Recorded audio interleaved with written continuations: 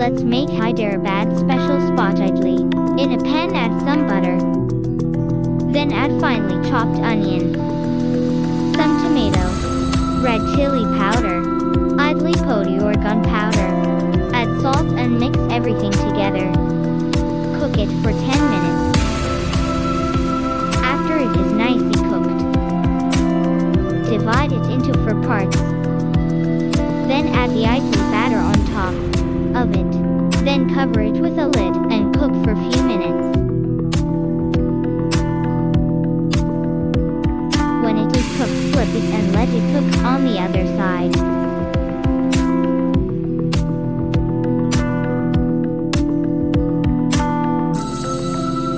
Then transfer to a plate. Serve with sambar or chutney. Enjoy. Thanks for watching. Like, share and subscribe.